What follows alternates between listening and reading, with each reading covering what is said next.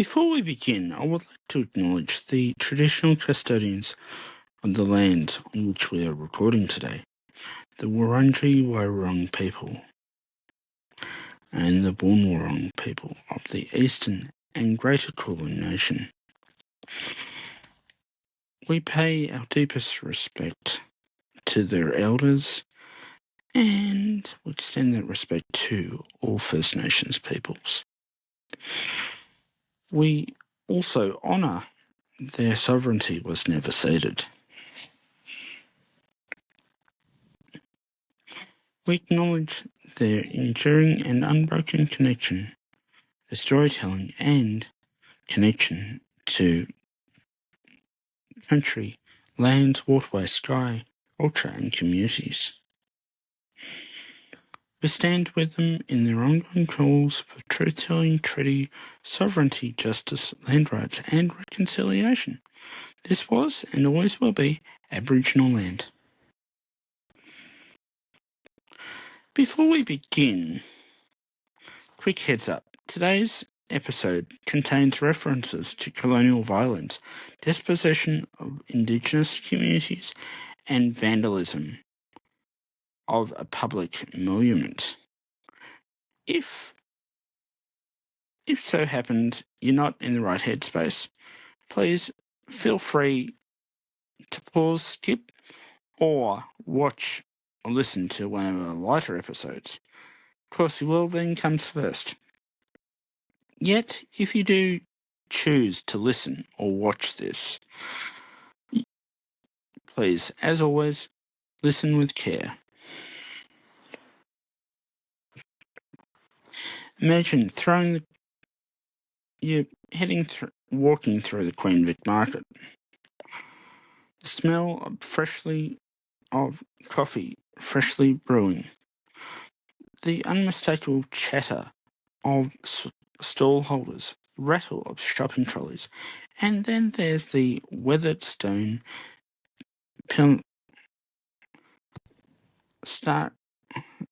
streaked with paint, words sprawled across it in defiance. It's a monument to John Batma, one of the city's so-called founders, and over the decades, years, more or less, has become a lightning rod for debates about who we are to commemorate and why. Welcome to Down the Yarra, the podcast that takes you on a deep dive into the heart and soul of Naarm-Melbourne and South Central Victoria. Whether you're a local or just curious, this podcast is for you. I'm your host, Andy. Today, we're diving into one of the city's most controversial monuments. Not just because of who it commemorates, but because what's been done to it. John Batma was a colonial grazer and businessman, born in 1801 in the second city of Sydney, what is now the second city of Sydney, Parramatta, New South Wales. Just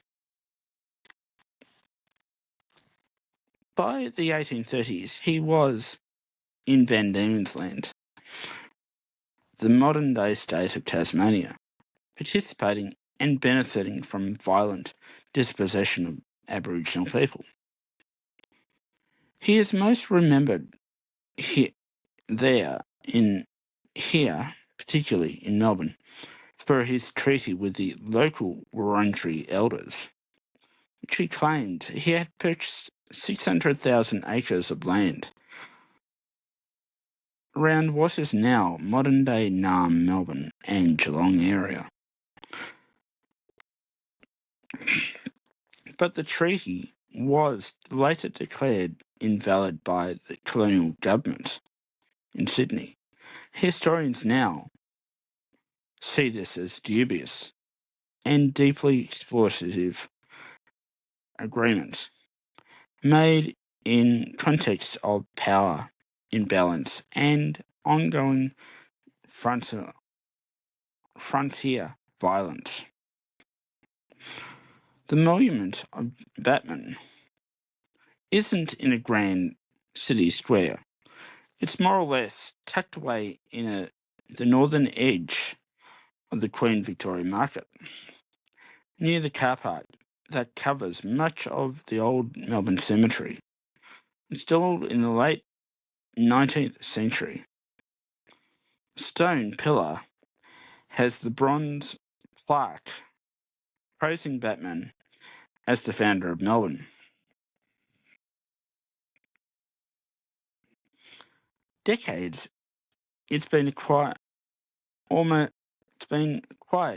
forgotten fixture until it became a stage for modern reckoning with history.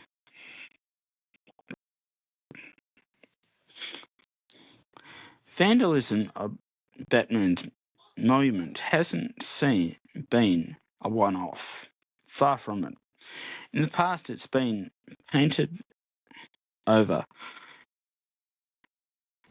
spray tagged, and covered with slogans like murderer and no pride in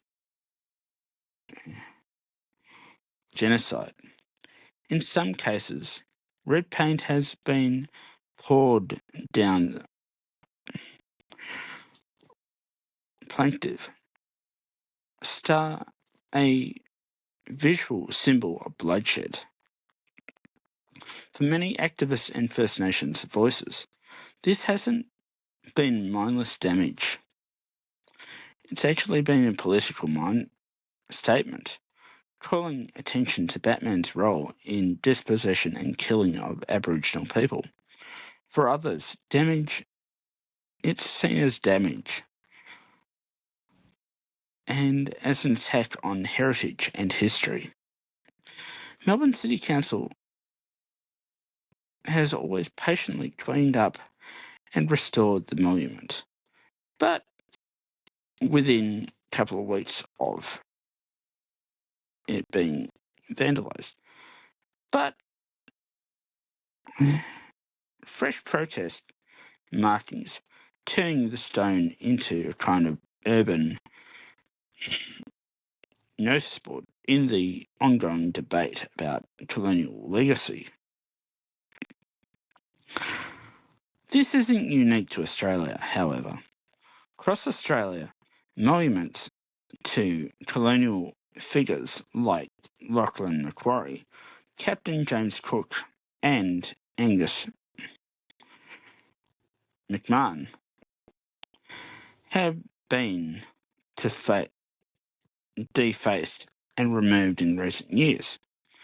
Globally,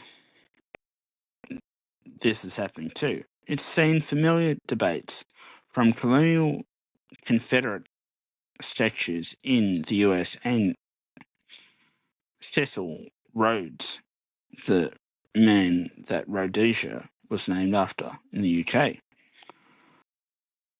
This forces us to ask the question, what do we do with the public monument to people whose legacy are at best complicated or at worst deeply harmful? Vandalism has sparked formal discussions within the city of Melbourne about whether the monument should be relocated, recontextualised, or be removed entirely. Some had proposed keeping the monument but adding additional signage to tell the full story, i.e. the good, bad and the ugly of Batman's life. Others have declared Batman's name should be erased from public spaces altogether, including suburbs and streets that bear his name. And yet, to this day, the monument remains in the original place at the market. Not pristine, not untouched, but laid with marks of Melbourne's original historical conversations. Part of it makes the location significant in the market itself. Beneath busy car park lies remains of over 9,000 people, from early settlers to colonial to gold rush immigrants to First Nations individuals who were buried without ceremony. The place is literally laid with history, memory, and contested space. The vandalism of John Batman isn't one-off, isn't the one end of the story. It's just one chapter in an ongoing conversation about how Melbourne remembers its past, whether the monument stays, goes, or is relocated entirely. It's also already been served as a flashpoint that has been forced the city to look back, think hard, and maybe, just maybe, look at it differently in the process. Next time I'm down the Yarra, we're sticking right at the market itself, but watching and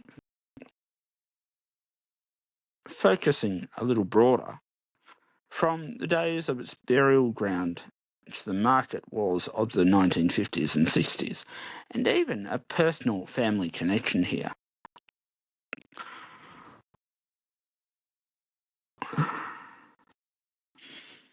We will cover layers that make the Queen Vic market much more than just a place to buy fresh strawberries and flat whites. Trust me, you don't want to you'll never walk past the same space again.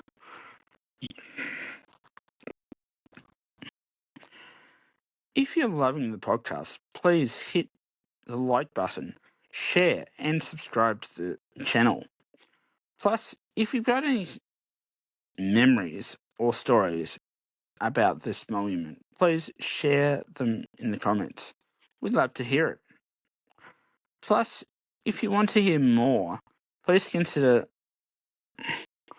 going to the Podbean app. And when you see down the arrow, hit follow. Also, check out our socials. Well, I'm your host, Andy, and this has been Down the Yarra. See you next time.